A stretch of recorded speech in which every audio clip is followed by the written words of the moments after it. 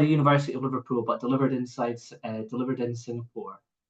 And I guess what I realized from teaching that degree is that there's not a huge amount of like literature which is actually deployed kind of some concepts or some of the kind of thinking and lenses that get deployed in critical criminology to the Singapore context. Even I, in sort of tandem with the TJC as well, also have some research going on, like it's just sort of started really, and it involves interviews with activists and sort of civil society workers, and possibly also in the future widening that out to look at people who might be subject to more authoritarian type state practices. But this talk really is just an early development of what we want to think, or how we're thinking about criminological issues in Singapore. And I think, oh, is it not shared?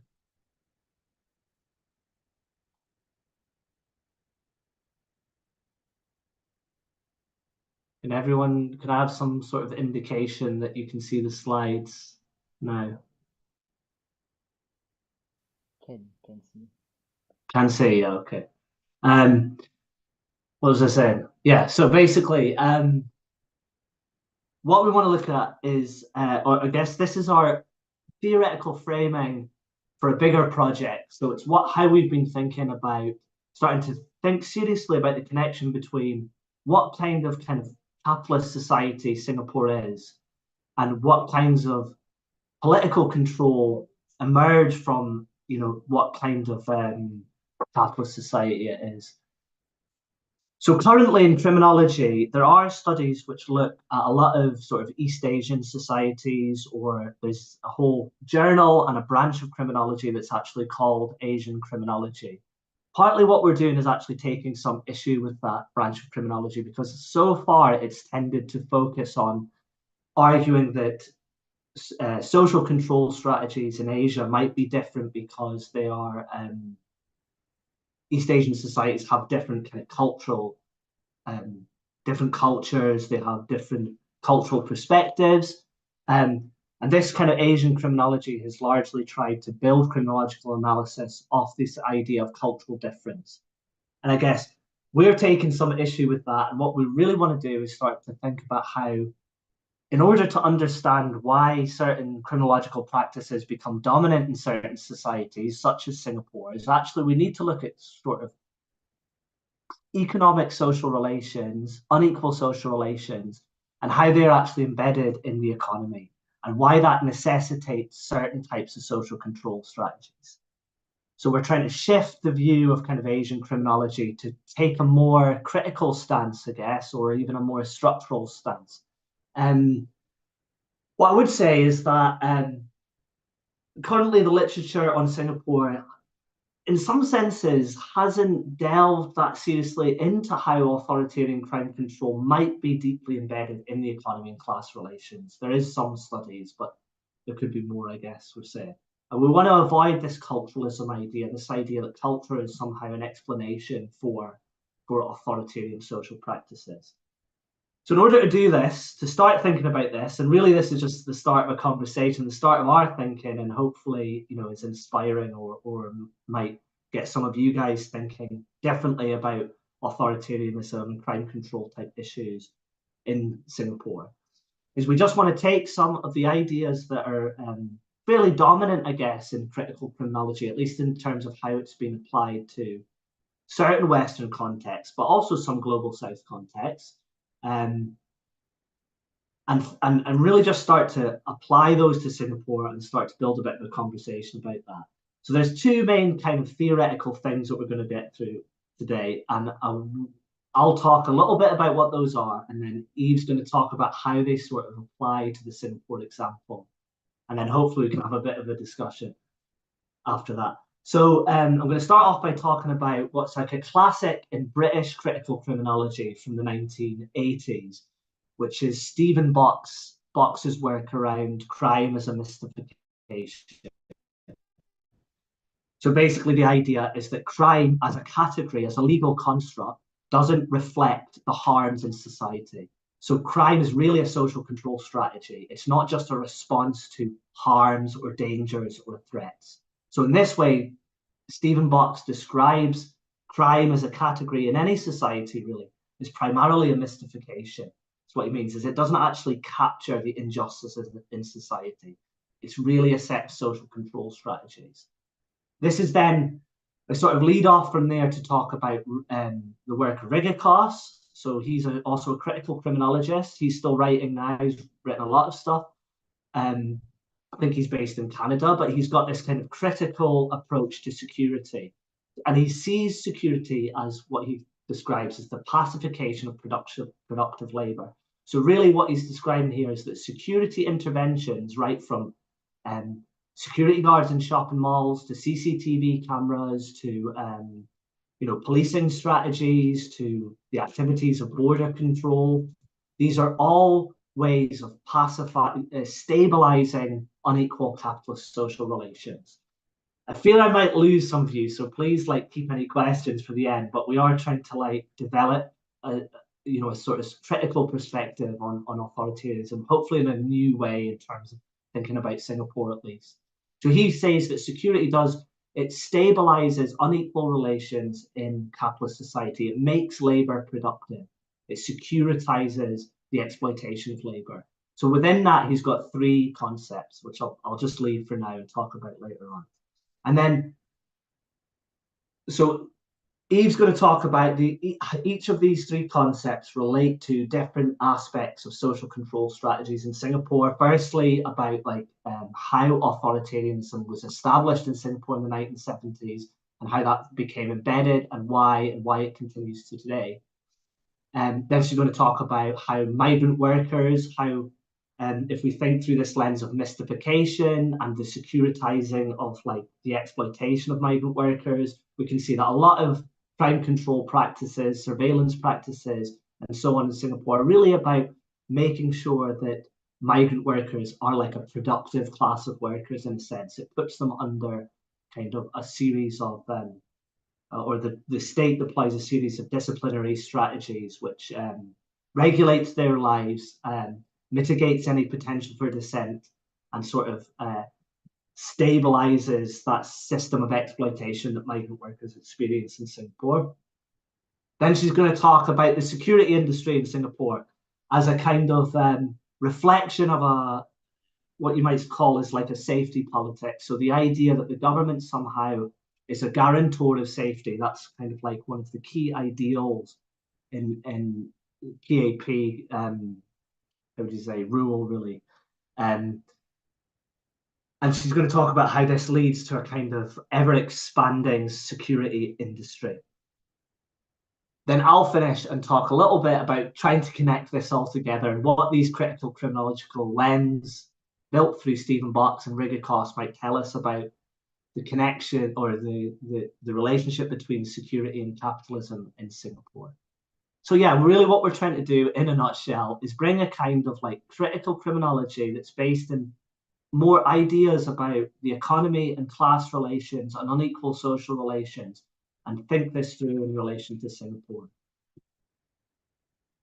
So what does Stephen Box mean? So he's writing in the 1980s, as I said, but there's been a renewed interest in his work here in the UK. And I think it's been very inspirational for a lot of critical criminology done over the last 20 years or so as well.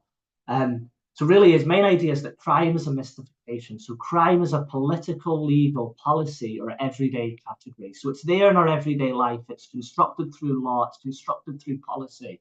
And the boundary between illegality and legal is constantly being made through all these dynamics.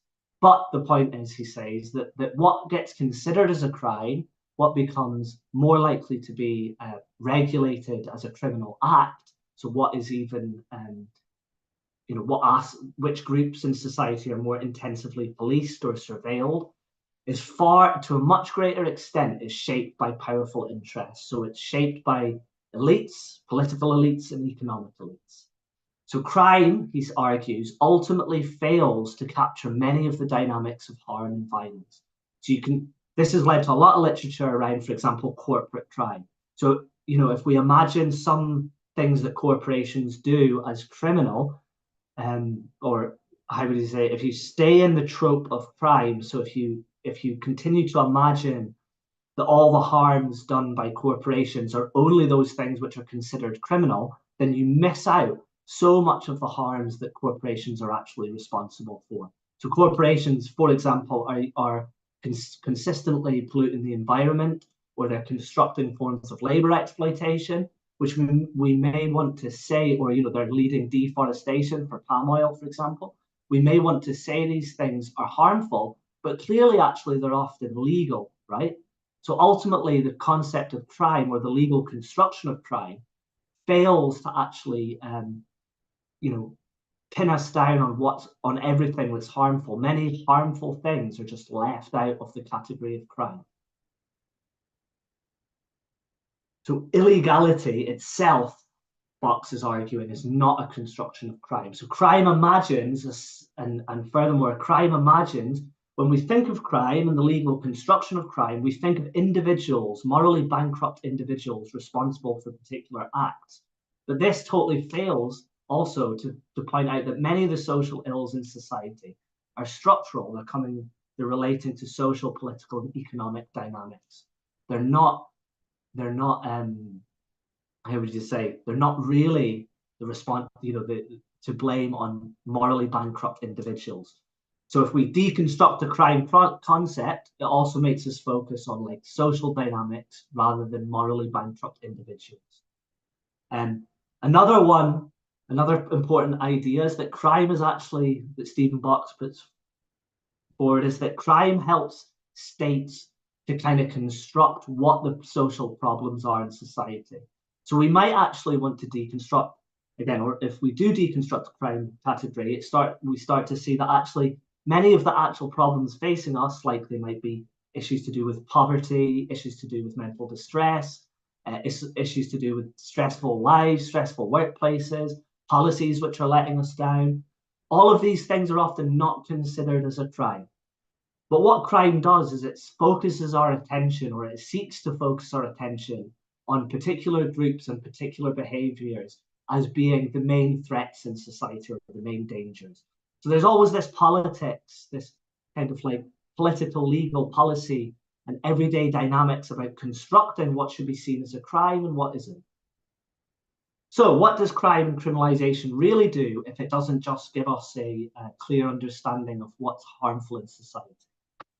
Well, Stephen Box argues that it's actually a social control strategy is how it's better understood. So it renders powerless and underprivileged people more likely to be arrested. So it puts certain groups in society under surveillance and under policing and imprisonment and subject to the criminal justice system.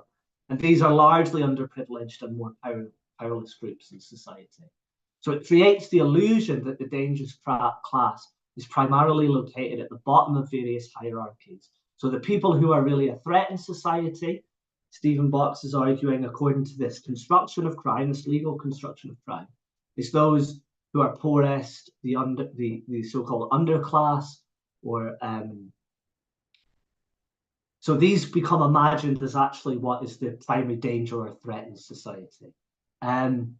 So what this does effectively is it renders invisible a vast amount of avoidable harm, injury, and deprivation.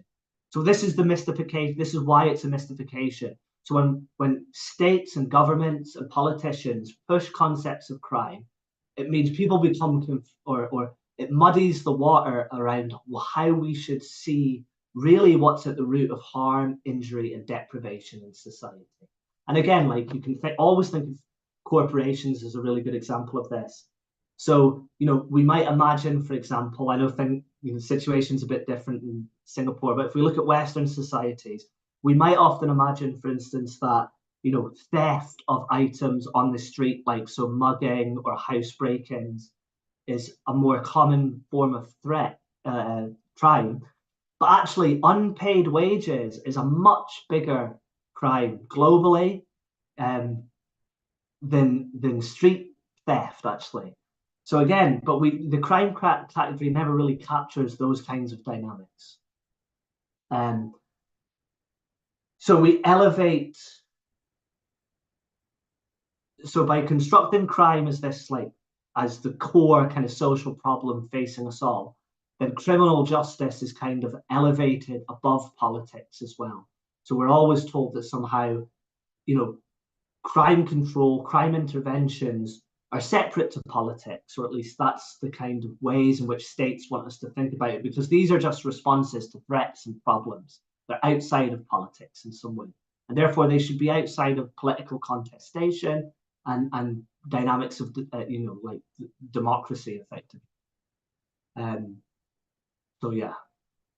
So crime and criminalization, according to Stephen Box, is ultimately a mystification. The crime construct doesn't capture the actual real problems that most people are facing, and makes us and justifies a certain type of social control strategy, which is largely geared towards the most underprivileged people in society. That was Stephen Box's idea. So leading on from that, so what, this is sort of adding into this later point of Stephen Box. So if it is a social control strategy, really, what is it doing? So two authors of particular note for us here, and that's Mark Neocleous and George Rigakos. And they're both critical criminologists who really tried to understand the central relationship between security and capitalism. They define security very broadly, as I think we all should actually. When we think of security in Singapore, we know it's not just the police. We know it's a kind of intersection of lots of things, of private sector delivery of security technologies, for example, of private security firms, even security guards working in shopping malls, in outside condos. So this is all part of like a security matrix. So they want to talk very broadly about security. Border controls would be so immigration controls are counted in that. But they wanted to think about the relationship between security and capitalism. And one of the main sort of starting points here is an essay by Marx on the Jewish question, where he defines security as the supreme concept of bourgeois society. So what Marx is meaning by that is security, he's writing way back in the 1860s, I think, on the Jewish question. And he's saying, look, one of the main things that the bourgeoisie or the ruling class in capitalist society worry about is they worry about delivering security. And like, why, we must ask. And both Neocleous and Rigakos sort of come to the same conclusion, which is that capitalism seeks stable social relations at the same time as capitalism actually rests on profound inequalities. So capitalism creates inequalities all the time, and very stark and growing, in fact, inequalities in today's world. And that needs to be securitized. So it needs to somehow be stabilized, made stable. Otherwise, it interrupts kind of like the flow of the economy. So Neocleous comes up with this concept, pacification. So these are strategies which make capitalist societies possible. So that's how he sees security. So the use of, or the threat of the use of violence for those who don't comply. So this is one of the key things that like security does, is it's the deployment of violence, but it's also the threat of the use of violence. And that's in order to kind of secure people's complicity in the system. It's the suppression through law and institutional power of non-capitalist forms of subsistence as well. So a good example of this is the suppression of drugs markets in the West. So these are, or even the policing of homeless people. So it's suppressing, crime control tends to be, or security tends to be directed at people who are somehow not playing the game in terms of like, getting a normal job and participating in the capitalist economy. And obviously a lot of security, and this is definitely true in Singapore as well, it's all about upholding property relations. So it's making sure people don't steal from shops. It's making sure that, supply chain capitalism is securitized. It's making sure that property relations in society are basically stabilized. Actually, if you look at the setting up of the first police forces in London, you'll see that they were very intentional about that they were being set up to like securitize property relations around the harbours and so on in London. So yeah, so You can think of more things potentially, but it's about security, is about stabilizing capitalist social relations. It's about stabilizing unequal capitalist social relations, is the argument. So Rigakos, just going to keep talking. I feel like I might be losing some of you, but hopefully we can sort of like join it back up after Eve talks a bit more specifically about how we can think some of this through in relation to Singapore. So Rigakos argues that security is pacification. So he develops this pacification idea, but he sort of argues it's for productive labor. I think maybe the easiest way to think of that is just think of making the economy productive. So security is deployed in order to make the economy productive. It establishes the social relations which are conducive with reproducing the current economy effectively. So he sees this equivalent to three things. So firstly, dispossession. So security often is the forcible removal of people from communal modes of subsistence, and it is there to proletarianize people. So that, what we mean by that is it's to make people work, like to make the working class to how would you say, deploy security in order to dispossess people from the ways in which they might be being able to live, but being able to live outside of capitalist social relations. You might think, oh, well, that's all finished now. You know, we've got no more people outside of capitalist social relations.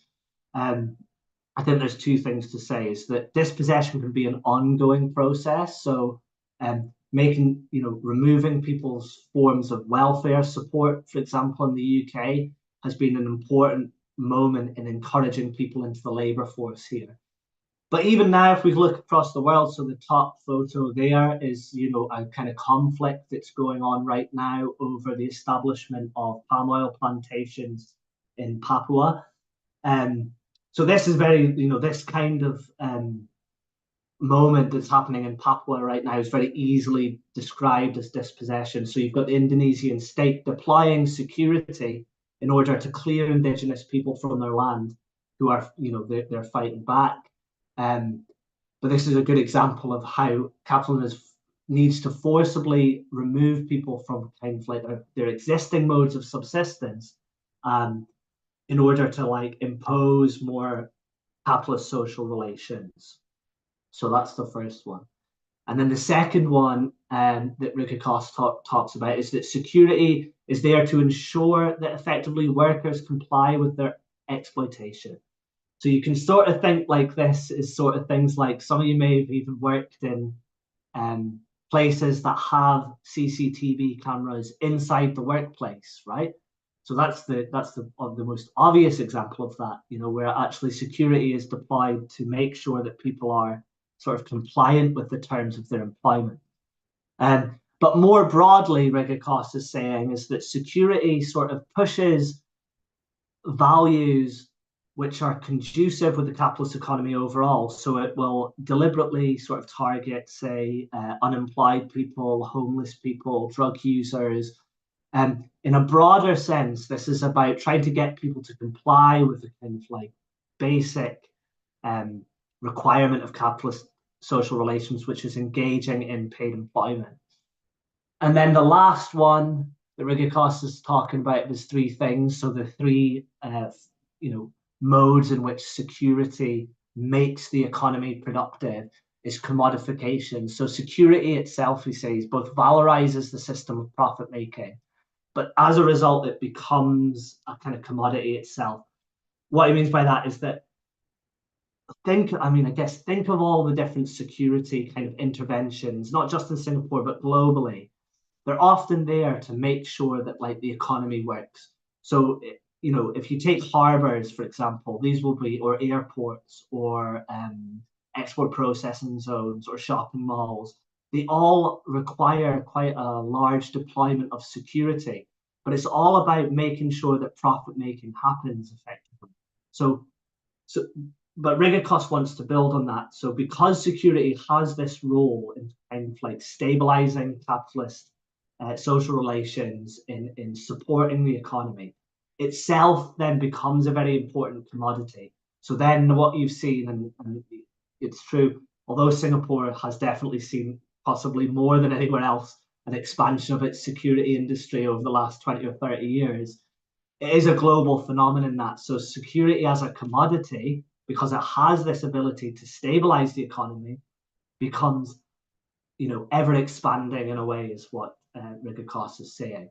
So what makes the security commodity special? So like, investing in policing, CCTV, whatever it is that it both it's a valorizing force. So what he means by that is it like makes the economy work, that makes surplus value possible, but while simultaneously being subject to the very same process of commodification. So security itself becomes a good that in firms, states, governments want to invest in, and this kind of leads to an ever-expanding investment in the security industry. So we're going to try and develop this dispossession, exploitation, and commodification thing now, Eve. Right, thanks. Okay, so I'm really going to be focused maybe more on specific examples that's local to Singapore, right? In terms of how looking at security and crime control measures are really kind of part of Singapore state's efforts and strategies to fabricate a particular kind of social order. So, in how in terms of want to create conditions of capital and therefore wealth accumulation, right? Because pacification here is really about security and productivity. So security enables dispossession through legislation and the rule of law, right? That means the state is actually empowered to dispossess. So Christopher Tremorwan actually argued that the Land Acquisition Act in 1966 was a particular moment of violence in Singapore, right? So through this particular act, the Land Acquisition Act, HDB was able to kind of rehouse a majority of the population from kampongs, shop houses, squatter settlements into kind of like high-rise modern housing flats. But this national housing project is sort of it was a really forced. It was a kind of project of forced resettlement that really placed the majority of land under kind of the government's control, and really sort of placed people and the population into a kind of like barracks, like Tremorwan used the term barracks, right? This resettlement was really effected quite violently. So farmers and dwellers who resisted actually faced demolition teams and police riot squads. So the housing project essentially saw a majority of the population taking on mortgages as well, right? In other words, debt that they have to pay back. So dispossession is really about removing alternatives to subsistence outside of wage work. So where the state establishes, and everywhere the right of property and its preservation by law and police. So when the state enforces this kind of land ownership, it doesn't only just dispossess people, also ensure that they have to they are removed from the people are kind of removed from means of subsistence, and they have to depend on wage work to continue living on, right? It basically indebted the population and also placed Singaporeans into surveillance. And dispossession doesn't just occur through a forceful kind of ownership of land, but it also occurs through like land reclamation. Charmaine Chua argues, the land reclamation occurring in Singapore since the 1960s actually naturalizes dispossession, right? Because land reclaiming presupposes that the sea is kind of an empty space that doesn't have value until it can be turned into state territory. And land reclamation is really about, geopolitical strategies that are about shaping and reconfiguring law, where the state decides to establish sovereignty onto territory that didn't exist before. And all of this is kind of ongoing alongside, secret internal security projects, policing, imprisonment, the regulation of civil society, right? And in setting Singapore up, according to terms of developmentalism, right? The Singapore state required many moments of dispossession, right? Most of which was enacted violently. Land reclamation is happening as not even just under PAP rule, like it was really kind of like what pushed and tried to turn Singapore into a successful port under, colonial rule. But Singapore, the PAP government through land reclamation has kind of strengthened this particular aspect of territorialization. So dispossession in Singapore across land and the sea was also something that really consolidated modern Singapore state power, right? Giving rise to the oligarchic elites of Singapore. Yeah. Next slide, please. So I have over here like kind of this image of Geylang Serai in 1960, and then what we have on the right is basically Geylang Serai in 1973. So one of the key state narratives really about the HDB project was that the government has transformed like slums and unhygienic settlements into something that was very modern and pristine, and was a very successful project. But I think it's also quite an important reminder for us to know that kampongs and access to the land and sea, they were important means of subsistence, and that they were sites of organic solidarity, right? The point in that instituting the National Housing Project, land reclamation, as nation building was really quite violent, right? The ordering of the land, the restructuring of the land is really one of the bases upon which Singaporean capitalism could kind of consolidate. Chopping has also argued before that the housing project has undoubtedly been massively successful in kind of securing legitimacy for the PAP government. The reorganization of land through the use of force and law to kind of nationalize aspect of land to kind of garner control and accumulate wealth was really empowered a kind of minority power where it was able to sort of like enable majority exclusion, right? So a key strategy of like the elites in Singapore is really about defending the wealth and by extension the nation's wealth. So Singapore project, then we can sort of like understand it that there is a very key wealth accumulation strategy there. Okay, next slide. So for exploitation, then we are really sort of like, just for the sake of today's argument, where we focus on surveillance and migrant workers, right? Regardless, argued that dispossession is the act of pacifying through the control of space. And exploitation is then most often concerned with pacifying through the control of time. So police and securities therefore often focus around subordination of action to profit, right? Ensuring that workers comply with exploitation. So much of the crime control strategies in Singapore that's geared towards regulating migrants' life is really about various enforcement of labor conditions that kind of actively restrict their freedoms and disempower them. So, the enforcement of labor condition through immigration regulations, where workers are kind of tied to employers, where they are severely limited to citizenship rights, where there is a constant threat of deportation. So we have actually quite a recent case of Sharif, a migrant worker, who's been working in 16 years. He found himself and his employer actually being harassed by loan sharks, right? So loan sharks has been calling his employer and harassing them, saying that Sharif owed them money. But, Sharif has never borrowed money. So I think because of the harassment, the employer actually sought this advice of police. And under the advice of the police, they actually recommended that the employer let Sharif go.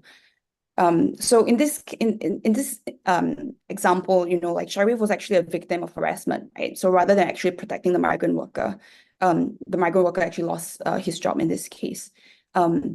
Fortunately for Sharif, right, Workers Make Possible was actually really able to garner enough attention to his injustice, and he was granted a special pass to stay as investigations are ongoing. But I think one of the keynote is that I think it's important to actually realize that migrant workers are actually quite, they are under very, very precarious conditions, right? They are displaced from daily Singaporean life as well, right? The low play and stigmatized identities often result in them being excluded from many social spaces, and they are often very much contained within specific areas of dormitories. So there's also a state-crafted set of moral discourses that's kind of like tied in with the actual social control practices, which kind of see migrant workers as potentially dangerous class, right? So we have, for example, post the 2013 Little India riots, right? The liquor control zone, prohibition of the sale of alcohol after 10:30 p.m. All of this kind of serve to strengthen the perception of migrant workers, as dangerous or as antisocial. And local media narratives and even politicians' description of the Little India riots, they constructed riots as arising due to, the lawlessness of migrant workers, while actually, the systematic inequality was arguably what actually gave rise to the riots, was something that, mainstream media barely touched on.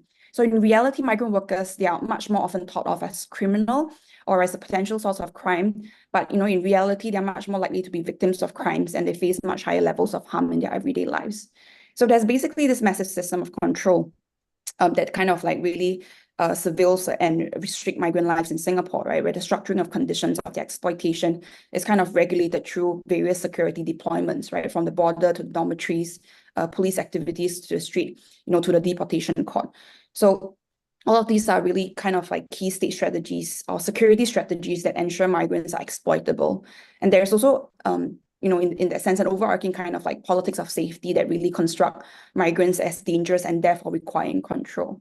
So processes of policing, surveillance, and other forces of managing poor and marginal populations through criminalization really allow the state to establish new modes of profit generation, right? You enable this particular form of worker, they are disempowered. They have no other option but really to work in very oppressive working conditions. Next slide.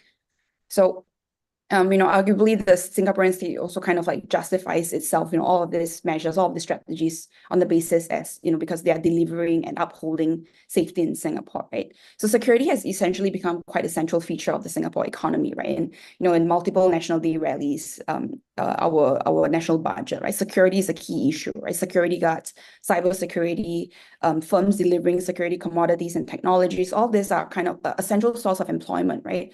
And this also includes even thinking about COVID officers during the key COVID period, right? Workers were hired to ensure we have to maintain safe distancing, group sizes, mask enforcement, whether or not people left certain areas by a particular time. Nowadays, we can also think about this kind of work being tasked about, with NEA officers looking at vaping and smoking and non-smoking areas, right? So security is quite an expensive feature in this sense, and it's not just a public kind of security issue; it's also a private security area, right? Where the Singaporean state actually has security needs that are outsourced to private companies. But exactly what the threat to security is not always clear. Like there's very politically loose links that's made to terrorism, for instance. Next, we have basically, in my skills future, the government has actually decided to invest quite a bit of money in terms of training more security guards for Singapore. One of this quote over here, right, to show how security is kind of constructed as a valuable area of employment to keeping Singapore safe and secure, but how real actually is this statement, right? Because how real are the threats and how unsafe is Singapore actually, right? In Singapore, there's constant reminders of the presence of threats, right? Be it destabilizing moment of geopolitics across various parts of the world, the threat of foreign interference in local politics, even fragile racial relations, right? Ricardo's argued, right, that the defining characteristics of capitalism, right, is the ability to productively sell insecurity to those that it makes insecure. In fact, to sell the poison of pacification as cure. So in this sense, right, dispossession, exploitation, commodification, all of these functions to serve to make labor productive. And they're all, kind of interrelated processes of pacification, right? They're all tied to the use of violence, coercion, and it is the material basis to make labor productive. So much of the security can really be understood as securing the economy in Singapore. So security is really about making the economy viable, making wealth accumulation viable, right? Securitizing private property, regulating migrant lives, securitizing flows in trade and people, and regulating political dissent. So hopefully I'm able to contextualize this a bit more for you. And yeah, so back to you, Joe. Thanks, Eve. So basically, yeah, that's our contention. Can security in Singapore be seen both according to this mystification logic and this pacification logic? So it stabilizes unequal social economic relations, but also that rests on a series of mystifications about there being a threat, but what is that threat? Who's really the threat? And so on.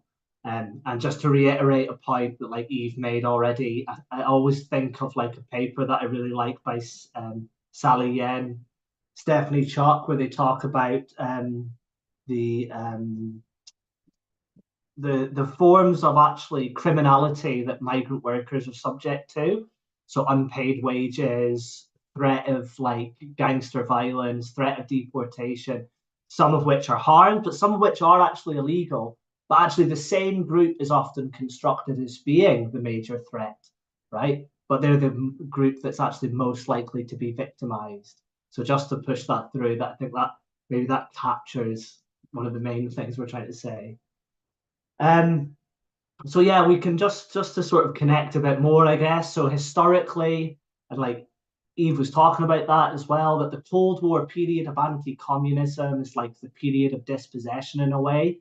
And maybe that's asking us to think a little bit differently about dispossession. It's also the dispossession of political voice. It's the dispossession of like the freedom of association. It's the dispossession of like certain forms of communal living. And this lays the groundwork for kind of the creating of like the working class in Singapore. But to push it through that, like that required this massive, intensive deployment of authoritarian measures, so secret policing and so on. So these have been central to what like some scholars have also called like oligarchic state capitalism in Singapore. So it's a capitalist economy that's very much controlled by a very small elite. This Cold War period and the deployment of security then was formative of establishing that elite power. So the targeting of dissident voices in Singapore remains, and this is the interesting point, is that dispossession that happens in the 1970s continues to today through the targeting of dissident voices in Singapore and really remains central to the system. And that's even, there's no really like mass organized left movement in Singapore. Maybe some of you might find that insulting. I don't mean that in an insulting way. I know there's some really good activists in Singapore, but I mean, there's not really a organized threat to the government anymore. But yet these modes of control, of controlling civil society and controlling dissident voices, remain central to the Singapore system. So this is like a lasting dispossession of political voice, silencing potential challenges to like what's increasingly really quite stark entrenched inequalities, especially if we include, thinking around migrant workers within those inequalities in Singapore. And as you've also said, so it's regulating, disciplining, and spatially organizing migrant lives ultimately just ensures the productiveness of that migrant working class. And then lastly, the government is guarantor of safety, constructs a kind of hegemony around this safety, but what we need to be safe from is highly depoliticized. So there is an open debate about what safety means in Singapore. I mean, if you look at some of the critical security literature beyond what I've talked about today, actually, beyond Rigakos and the Ecclesiastes, there's a big call in that literature to like deconstruct safety. Like, what does safety mean? Safety for who? Security for who? So I think that's one thing that like some of the meanings of safety in Singapore, they work to depoliticize this debate. So there's always a threat, but what is the threat, sort of thing. So yeah, I did sort of say we were going to talk about Right City, but I'm not really going to talk about much. But I'm just going to conclude by saying, that if you look at the Right to City literature, so that's like sort of starts with David Harvey, kind of, but it's become like a much bigger sort of not only a debate, but a call from activists to radically democratize cities. I think we can think of like this issue of mystification of security and danger as always, as our eye always being led away from what the real issues be. We're always asked to imagine a threat as residing within certain locations where it might not actually be residing, has a kind of important political move. So security in Singapore, the way it's imagined, the way it's pushed on us by the state in Singapore, forecloses open debate about what social problems might actually be most significant. So you can start to think like already, migrant worker problems, gender violence might be another one, but security doesn't necessarily always capture those threats and dangers which are really facing certain groups in society. So it's misdirects kind of governance and control onto issues which the elite might be more concerned with. So the government pushes agenda on what is a security issue and the government's role in delivering security, I would argue, is an attempt, or we would argue, is an attempt to limit political contestation and activity over what we think security really is, or safety really should be. And that's it. So the references are there that we've used. If anyone wants to check up on it. Like, as I say, we haven't published anything about this yet, but we plan to. But we've both myself, sometimes with Eve, and Eve has done a few different things of starting to think sort of from a critical criminology angle in Singapore and more broadly about sort of politics and political autonomy in Singapore. So those might be of interest to some of you. But really appreciate the invite, and thank you very much, everyone. What else did I want to say? Oh, I just wanted to say, I should say thanks to Koki and Kumar, who I spoke to. I had a really good day with Eve and then in Singapore in January. And talking to them, I think really gave us the confidence to put a narrative like this together. So just wanted to say thanks to them in particular and to TJC. But hopefully that was clear enough. As I say, this is in its infancy, but I'm really interested to see what people think and take any questions, discussion, points. Yeah, thank you so much, Eve and Joe. I learned a lot, and I imagine that the folks here who are joining us today for the webinar have lots of questions. So if you want to go ahead and ask a question, please scan the QR code or go to the tiny URL link. It's also in the chat, and I can send it again for your convenience. And let's take a couple of minutes, like 2 or 3 minutes, to go through the questions that have already been submitted, vote for the ones that you are interested in hearing more about, and submit your own questions.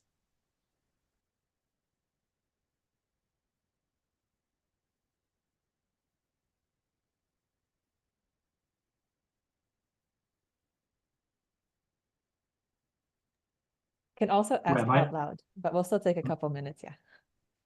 Am I supposed to look at the questions? Is that what you're saying?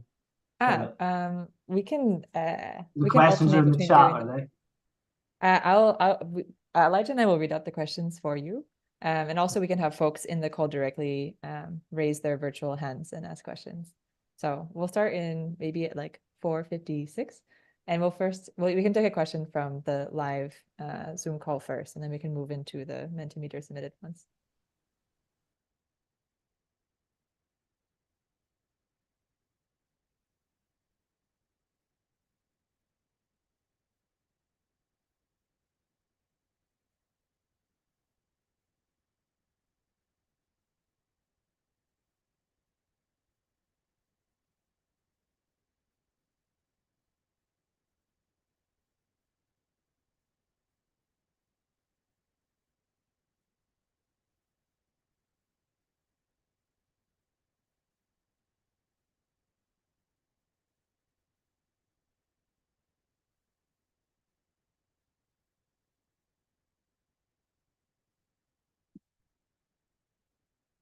So the question from PJ, I don't know, I'm interested to know what you think, PJ.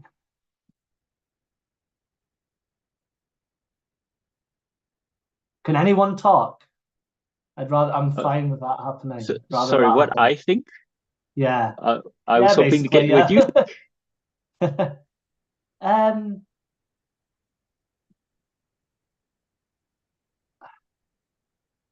Because you just mentioned drugs kind of like offhand when you were, making a presentation as a non-capitalist form of subsistence. Yeah. I mean, I feel like I'm departing from my own analysis saying this, but I feel like there's probably other political reasons why the government is obsessed with a particular approach to the war on drugs in Singapore. I think it can still be explained to broadly to the framework that we've been suggesting. So I think that it's still about pushing a certain form of oligarchic control over society. But I think it probably does have a slightly different history and formation in Singapore than it does, say, in the West. It's maybe not so easily understood as, washing. I think it's got its own politics because I think it relates to the way in which the history of opium use and the war on drugs developed in Singapore. That's what I would say about it, I think. So maybe it's more explainable in relation to I've had conversations with Koki about this as well, which is that I guess maybe the war on drugs in Singapore or the drugs control issue in Singapore becomes like a kind of a justification more broadly for authoritarianism, maybe. than necessarily quashing down on like alternative modes of subsistence. I don't know if you wanted to add to that, PJ. No, thank you. I think Kirsten made a really good point in the chat as well. I'll have to look up that reference. That's really interesting. But thank you, everyone. And thanks, Joe and Eve, for a great presentation. No worries. Okay, you had a question that you wanted to ask. No, never mind. No, I Nick, wanted to respond to PJ, but a lot of what I wanted to say has already been discussed by and shared by Kirsten. Cool. And if folks want to turn on their videos, if they can, and are Yeah, that'd willing be to, great. it could help make this more interactive. Yeah. So in the meantime, I'll go ahead and ask the most upvoted question that was submitted. So how do you both perceive the university institutions and higher education more broadly to be complicit in the securitization of the Singaporean state? And what can we do to combat it?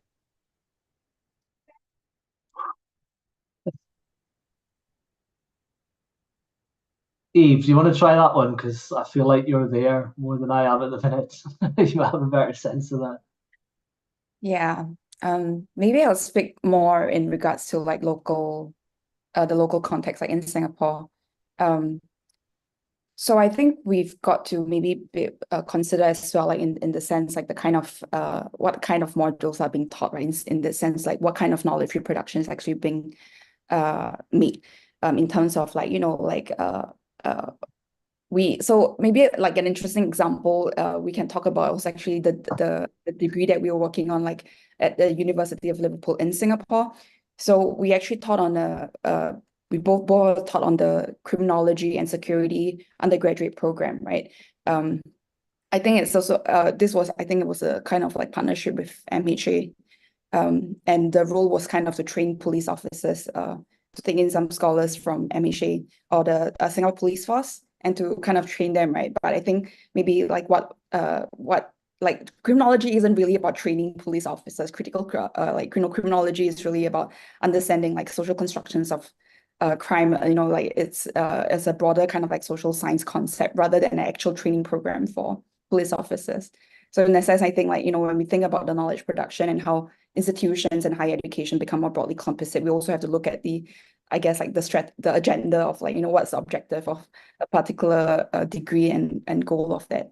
And then even at the university and institution level, I think maybe what's interesting to note in Singapore is, of course, the level of censorship. So not even just like the state censorship, but just how academics censor themselves as well could play a part in terms of being complicit in reproducing certain kinds of narratives, or, you know, if academics are more cautious about being particularly radical or critical about certain kind of like state policies and discourses, and that could also be something that might result in more complicity rather than, you know, challenging actual critical discourses, I guess. Yeah, I don't know if that makes sense, or if there's anything else anybody want to add on. I mean, it's definitely true that the Lee Kuan Yew School of Public Policy reproduces a certain conventional understanding of security, which is not the type of security that we've been trying to think through today. But also, like I was reading, I can't remember if it's G4S or Serco, but there's a security university that's either opened already or about to open in Singapore. So I don't know what exactly they intend to do, but they intend to train people, I guess, in cybersecurity and different security jobs. So there's an example as well of a kind of public-private partnership, which is key to actually expanding the security industry in Singapore. But yeah, I don't know. Like, it'd be interesting to know what everyone else thinks as well. Like, is the university a site for radicalism? I mean, I think it's important as well not to how do you say, like, necessarily overemphasize like the importance of universities anyway, because really, you know, universities can aid political movements, is my opinion. So certain academics within universities can sort of assist in publicity and research and so on for political movements or form coalitions with political movements in that way. But I don't think universities are necessarily great sites for radicalism always anyway. I mean, even in the West, say our university system has become very much neoliberalized. I mean, just look at what's happening in America today. I mean, what's been happening last week. It's not like the universities have been on side with radical action. So I think that's an important point to make, that the universities, not just in Singapore, but anywhere, are not necessarily always a radical force for change. Always, do you know what I mean? So since I don't see any hands raised in the Zoom call, I will go ahead and move to the next Mentimeter question. What you've explained is clear and commonsensical. Why do you think we'll still buy into the state's narrative of security versus how you explained it? And how do we educate people on the latter?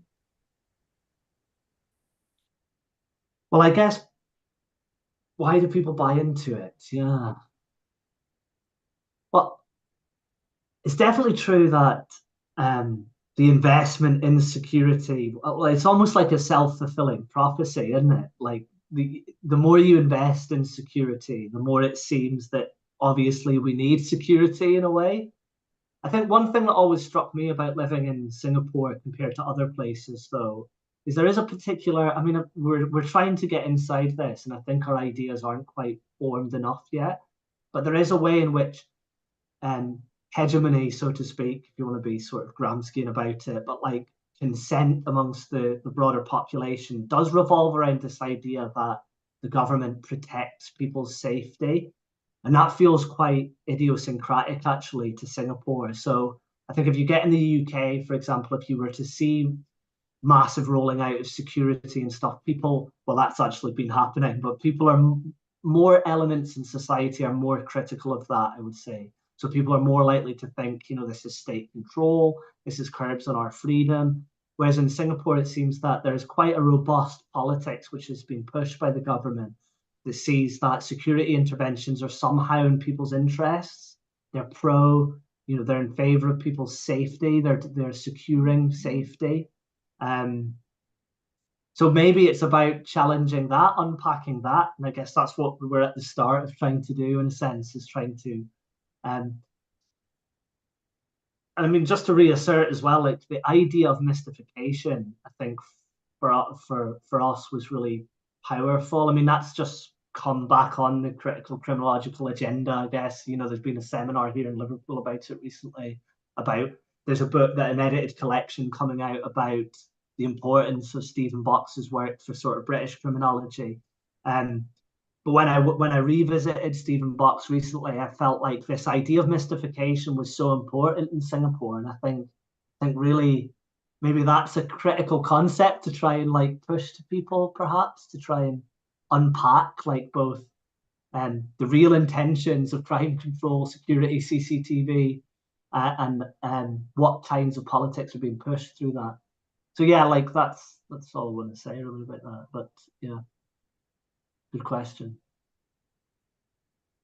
Getting people to think through that mystification, I guess. If folks have any comments or questions that you'd like to say out loud, I'll give a few seconds to see. At the comments of the Mentimeter or to the Zoom chat. Well, I don't know if this is related, but this just reminds me of an incident where it was like a few years back. There were a bunch of people who wanted to protest, I think our Ministry of Education's attitude towards transgender people in schools. And then there were like 6 people who went and stood outside the Ministry of Education's, I think, headquarters.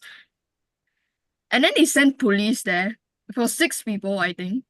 And then there was also another incident where like this guy went around with a placard with a smiley face on it, and then he got arrested. And that was the most, I guess the strangest part about it that really woke me up to how weird our security can be in Singapore, that they would arrest a guy with a placard with a smiley face on it. It really boggled my mind at times, is what I'm saying. Yeah.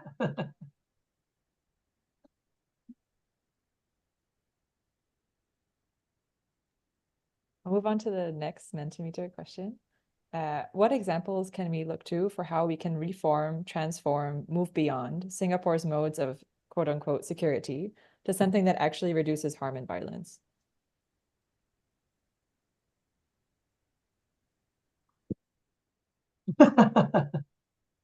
Eve. Hmm. I'm not in Singapore.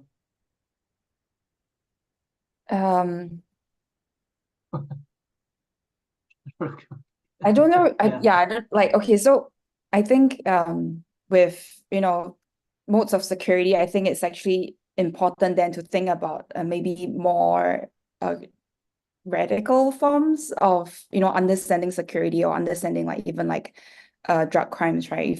If we're able to move towards like, decriminalization or towards something that's much more focused on like restorative justice.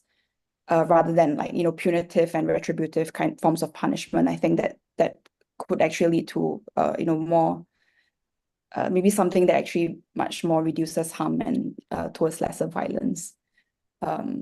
Yeah. Portugal actually like decriminalized crime, drug use a few years back. Right, and they were saying that it's been quite successful there, particularly because of how they actually treat like drug addicts and things like that. So I think that could be like it's just like an interesting example, right? I'm not saying that it's actually possible in Singapore. I don't know how likely that would actually be, but I think like forms of thinking, particularly around restorative justice, is actually pretty important in terms of like how can we try to shift our thinking more towards inclusion, more towards like less harm rather than punitive measures to punish crime or criminality. Obviously, it just requires political organization to change these things primarily, of which there's a lot going on really, but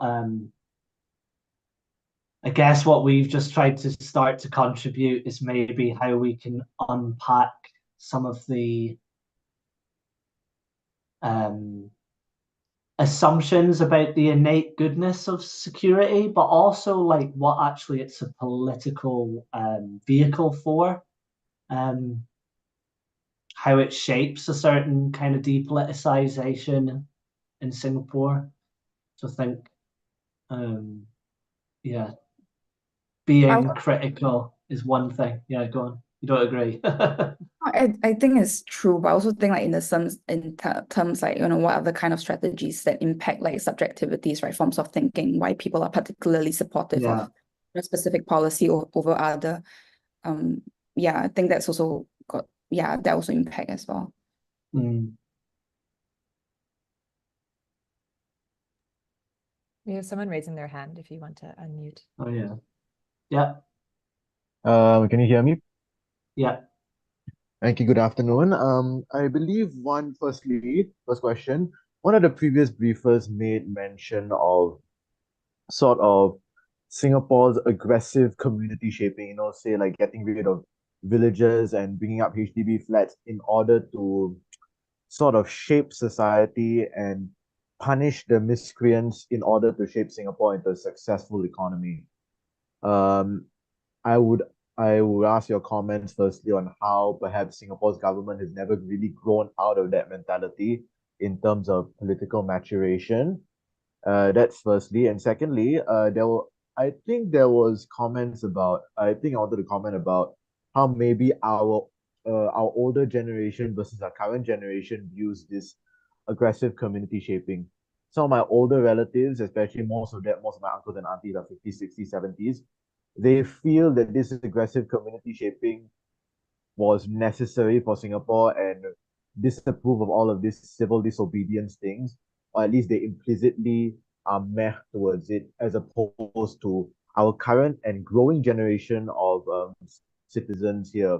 So I would ask what this divide is between generations on security and aggressive community shaping in Singapore.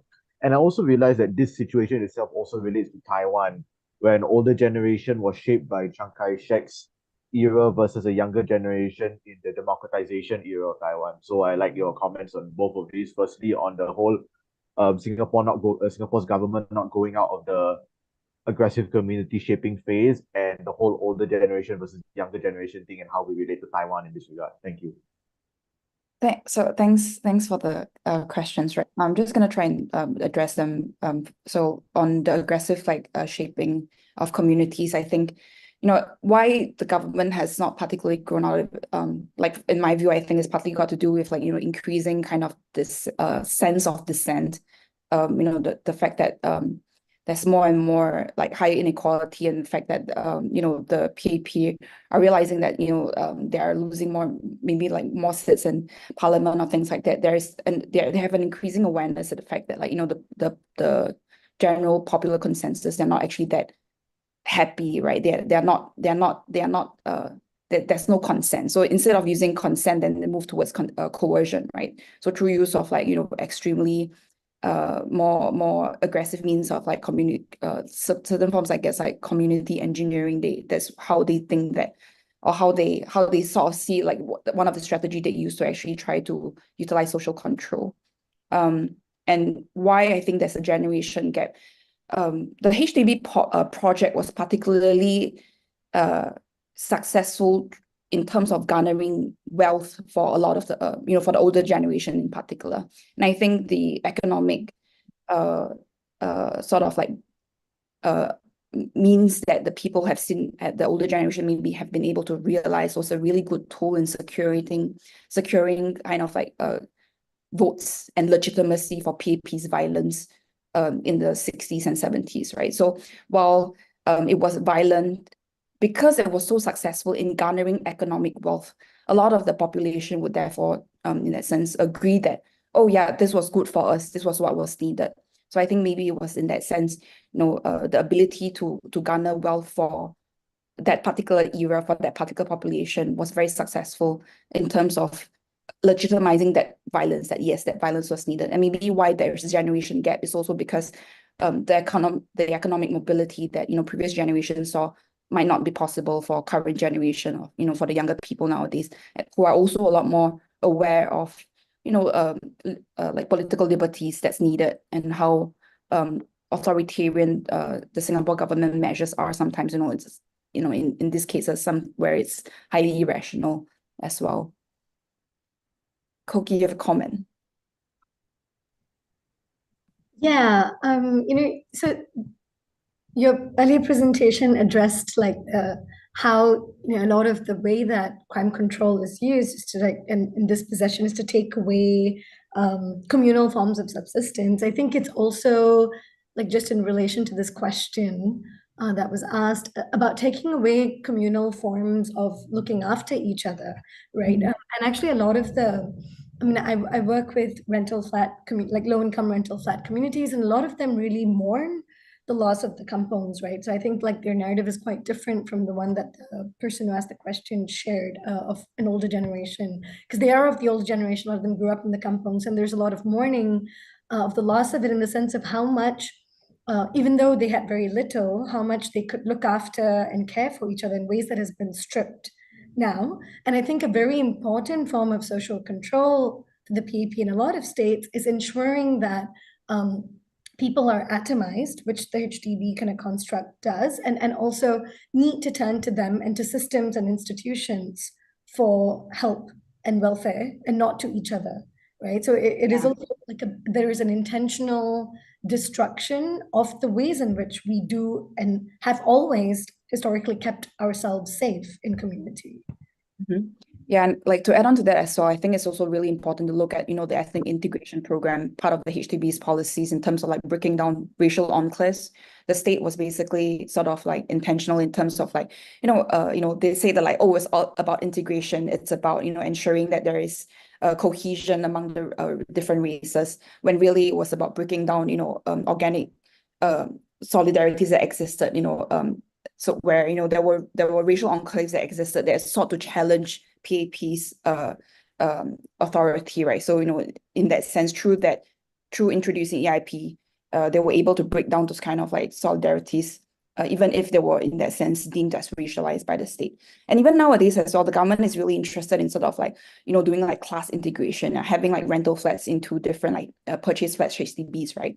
But the goal is then really to sort of like isolate rental flats from away from each other, which makes organizing them incredibly difficult. And I think that's something that we have to be aware of as well, which is why the state is so invested in kind of like ensuring that people remain isolated and atomized, so that it makes it really challenging to organize them. Yeah. Yeah, Koki. Legacy. Oh, sorry, accident. Okay. Yeah.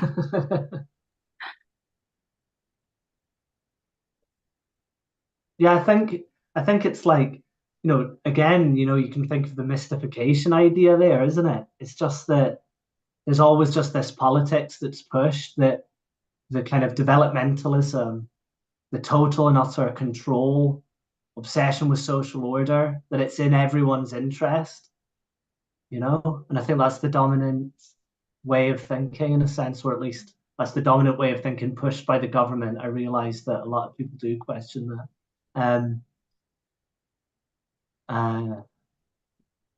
Yeah. Any other questions, Clara? Yes. So on land acquisition by the state, how do we differentiate land acquisition as quote unquote dispossession and land acquisition as one of the more powerful levers by the state to carry out economic redistribution? So the question, Sorry, yeah, I think this is with, HDB being seen as a kind of like economic redistribution, right? To get to kind of like give housing away.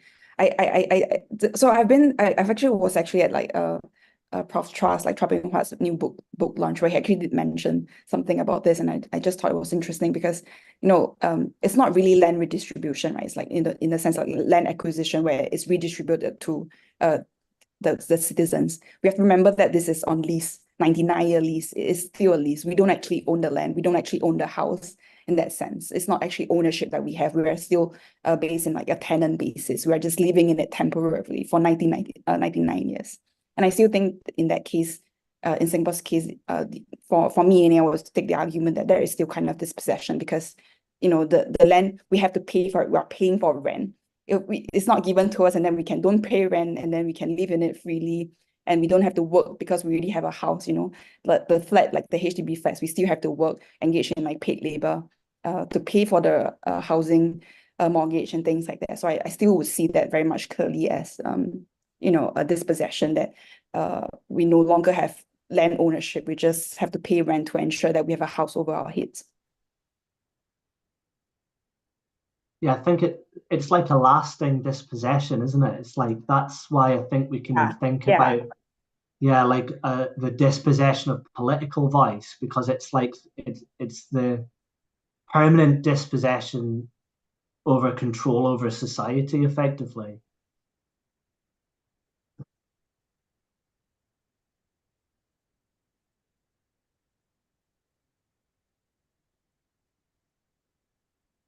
He's not accident this time.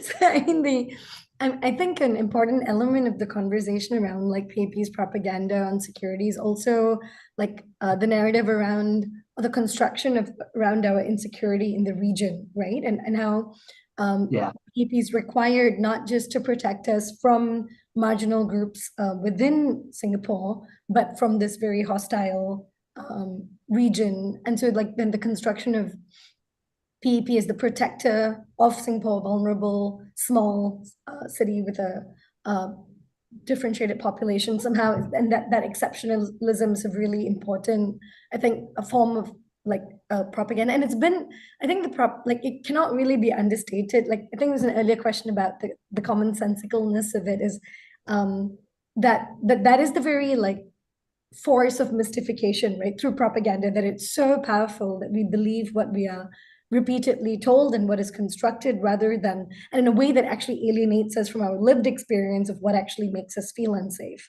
What actually we are suffering day to day is something we become alienated from, and can repeat the government narrative that we live in one of the safest cities in the world, can actually start to inhabit that as our lived consciousness is really like quite striking, right? The real power of propaganda. Yeah, I mean, Koki, that's why I wanted to say like how inspirational I'd found the conversation that me, you, and Eve and Kumar had in January, because sometimes you yourself become infected with propaganda, and it's like you need to be reminded of like that, and again, even thinking like how Singapore is presented abroad. There's been some interesting stuff, particularly what's his name again? The British sociologist Koki. We always talk about him. War on Drugs guy. He just wrote a book about empire in Britain. He's got a chapter. Kojo Koram. Karam, yeah, Kojo Karam.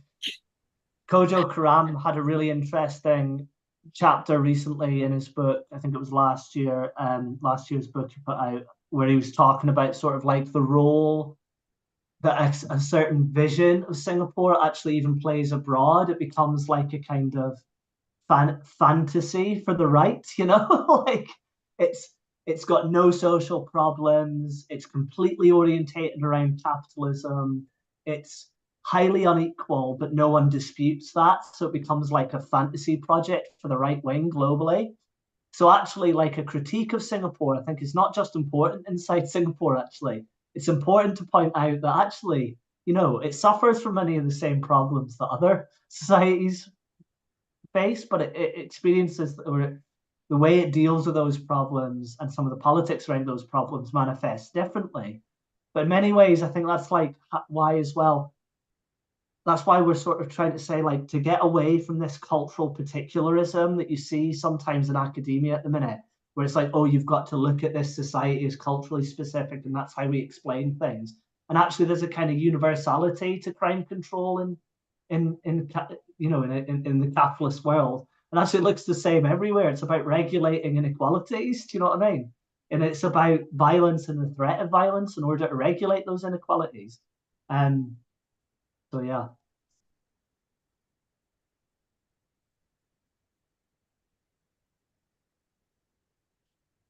Yeah, I can do that. The next I don't know if question someone is- else wants to. So Singapore has thousands of CCTVs surveilling the people, but some people feel safer from crimes like SA with these cameras. How do we make sense of this with respect to your sharings about security and profit? SA is sexual assault. Sorry, what was the question? I was trying to find a Kojo Karam reference there. Sorry, go on. Say, what was the question? It was just that there's thousands of CCTV cameras, but they do help some people feel safer from things like sexual assault. And so how do we reconcile that with the critique? Yeah, I just think that, like, I mean, it's probably obvious that we're broadly in a kind of materialist or Marxist position here with what we're saying. And that position is what we call in Marxism, we call it dialectics. So it's about really, to really dumb that down in a way, it's sort of like, we're not trying to say that there's that there was nothing achieved, for example, through developmentalism in Singapore. Of course there was. But as part of that sort of developmentalist project has been what you would say is a radical and lasting de-democratization of Singapore's society. So it might be that there are some good effects in a sense. That's true. But at the same time, the point is that there's no open debate about what we want security to look like in Singapore. There's no manner in which, there's no debate about whether there's a better or different way of responding to gender violence, for example. So that would just be my response to that, is that I think that, yeah, of course, some people have benefited from developmentalism and some people how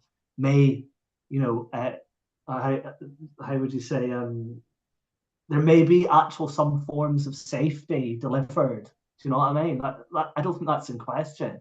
I think what's in question is that it's a radically unequal city-state, It's radically unequal. There's forms of harm and also there's no it's not permitted to have any open debate about what we think security should look like. I don't know if that quite answers the question, but that's where I would come from with stuff like that. The point is not to deny any benefit. Do you know what I mean? But I think as well, yeah, Koki, go for it. You're better at like just saying no, it's all wrong than I am. Yeah, I mean, I think that the most sophisticated tools of mystification that serve the ruling and like the business and political elite do have to occasionally be able to perform some form of service to ordinary people, right? Because otherwise they would be completely like rejected. So but for every individual like who experiences sexual assault that does seek justice or just does seek some form of redress from these systems and gets it, there are typically hundreds of others who don't and are re-traumatized by these systems, right? So it is not as if these systems never look out for or serve ordinary people, so the working class individuals' interests in exceptional circumstances. But that is part of the political theater of these systems, right? I think if the data is quite clear, and there's so much research universally about how working class people's interests are not regularly defended by these systems, whether it's when they experience gender-based violence or any other form of harm. But whenever there is something, it's performed very publicly as a form of legitimizing these systems, which in fact exist to protect capital and private property, right?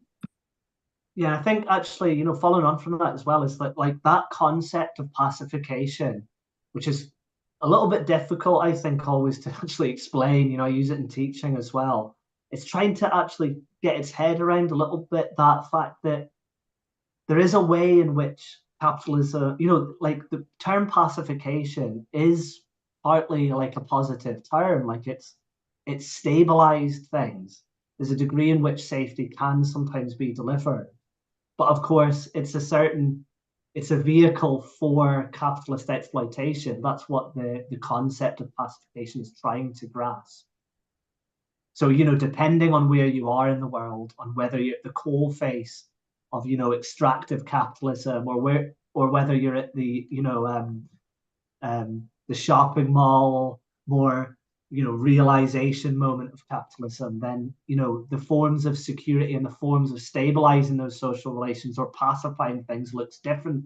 Sometimes it looks much more violent, like it does in Papua right now, or some other times it looks more mundane. But, again, it's still a vehicle for unequal class relations, is the argument.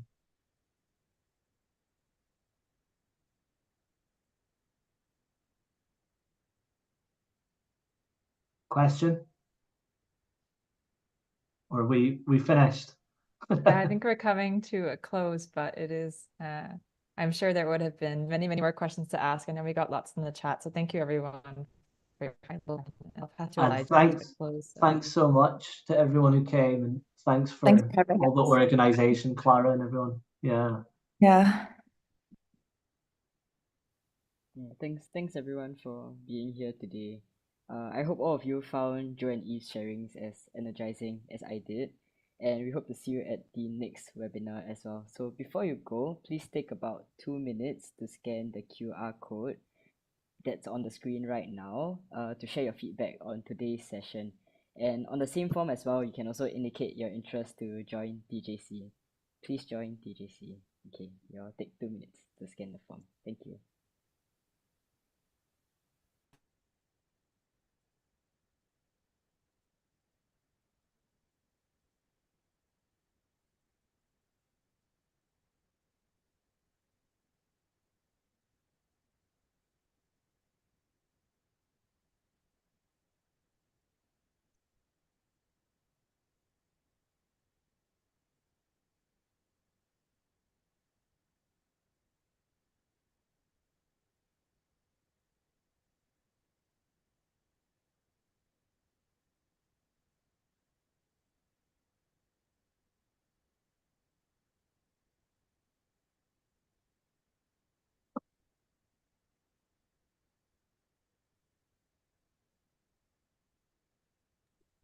And even Joe, are y'all willing to share the slides so that we can Yeah. send them to Yeah, Yeah, I can definitely.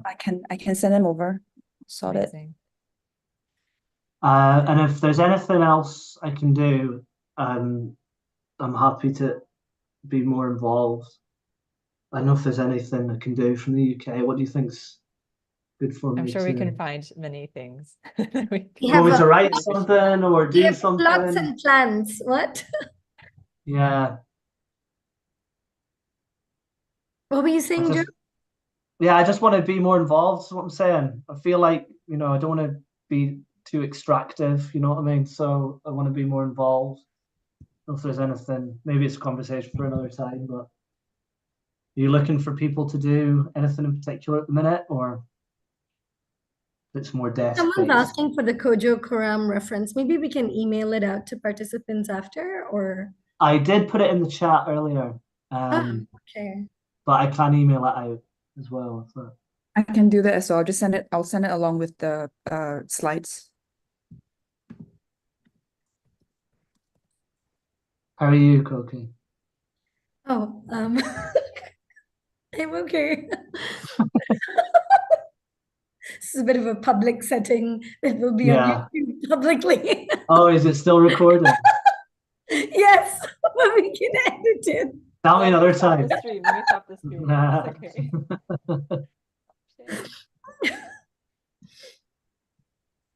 It's okay. Okay. Do